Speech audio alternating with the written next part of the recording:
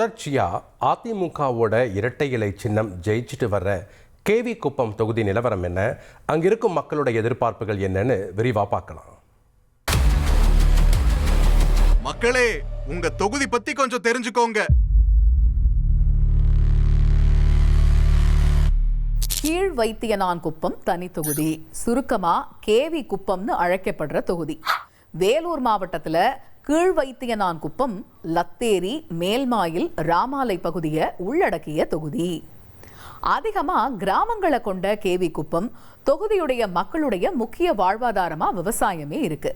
தொகுதியில 1,04,458 ஆண் வாக்காளர்கள், 1,08,985 பெண் வாக்காளர்கள், 8 மூன்றாம் பாலின வாக்காளர்கள், இப்படி மொத்தமா 2,13,451 வாக்காளர்கள் இருப்பதா தேர்தல் ஆணையம் இறுதி வாக்காளர் பட்டியல்ல தெரிவிச்சிருக்கு. கேவி குப்பம் தொகுதி 2008 தொகுதி மறுசீரமைப்புல காட்பாடி மற்றும் குடியாத்தம் சட்டப்பேரவை தொகுதிகளில் இருந்து பிரிக்கப்பட்ட பகுதிகளை உள்ளடக்கி புதுசா தொகுதியை உருவாக்கப்பட்டுச்சு.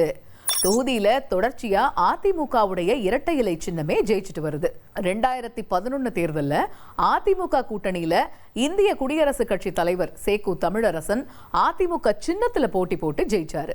2016 அதிமுக ஜெயிச்சது. 2021 தேர்தல்ல அதிமுக சின்னத்துல போட்டியிட்ட புரட்சி பாரதம் கட்சி தலைவர் ஜெகன்மூர்த்தி ஜெயிச்சாரு.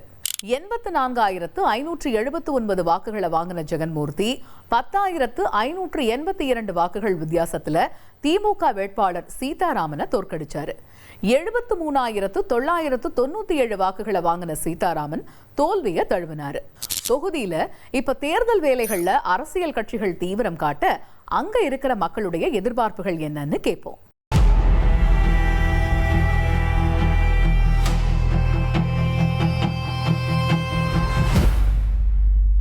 இந்த கேவி குப்பம் தாலுகாவில் கிரவுண்ட் அமைச்சு கொடுத்தா எங்களுக்கு வந்து நல்லாயிருக்கும். நான் இங்கேருந்து போய் விளையாடணும்னா வேலூர், காட்பாடி அந்த மாதிரி தான் போய் விளையாடணும். அங்கெல்லாம் வந்து விளையாடவும் எங்களை விளையாட மாட்டேங்கிறாங்க. இப்போ வந்து எங்களுக்கு கிரவுண்டு வந்து முக்கியமாக தேவைப்படுது. எங்களுக்கு வந்து கபடி, வாலிபால், கிரிக்கெட் எங்கேயுமே எங்கள் கிரவுண்டு இல்லை. நாங்கள் விளையாடுறது இந்த சர்ச் கிரவுண்டில் மட்டும்தான் விளையாடுறோம். இப்போ கேவி குப்பத்துக்குன்னு எங்களுக்குன்னு ஒரு தனியாக ஒரு கிரவுண்டு அமைச்சு கொடுத்தாங்கன்னா நாங்கள் அங்கே போய் விளையாடுவோம். அன்னங்குடின்ற ஒரு கிராமம். இங்கே வந்து ரயில்வே கேட் வந்து ரொம்ப பிரச்சனையாக இருக்குது. ஒரு எமர்ஜென்சிக்கோ இல்லை வந்து யாருக்குன்னா ஃபிக்ஸ் வந்துருச்சு, அப்படி இல்லைனா ஒரு டெலிவரிக்குனாலும் எடுத்தேறி போக முடியல. ரொம்ப ரயில் கேட்டு ப்ராப்ளமாக இருக்குது. அதுக்கு ஒரு பாலம் கட்டி கொடுத்தாங்கன்னா ரொம்ப உதவியாக இருக்கும். எல்லா இடத்துலையும் இருக்குது, இந்த கிராமத்துக்கு மட்டும் சுத்தமாக கிடையாது.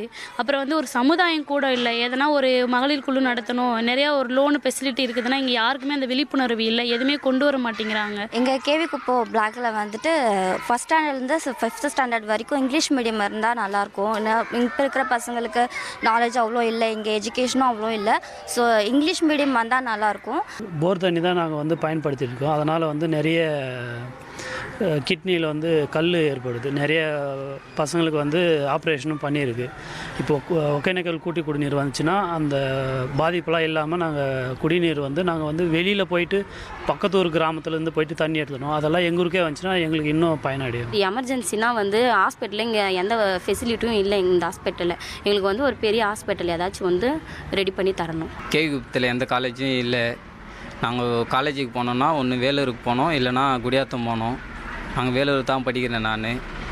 இப்போது லேடிஸ் எல்லாம் பார்த்தீங்கன்னா ரொம்ப இதுவாகுது அங்கே போகிறதுக்கு, குடியாத்து போகிறதுக்கு. இங்கே கேவி குப்பத்தில் ஒரு காலேஜ் இருந்துச்சுன்னா நல்லாயிருக்கும் எங்களுக்கு.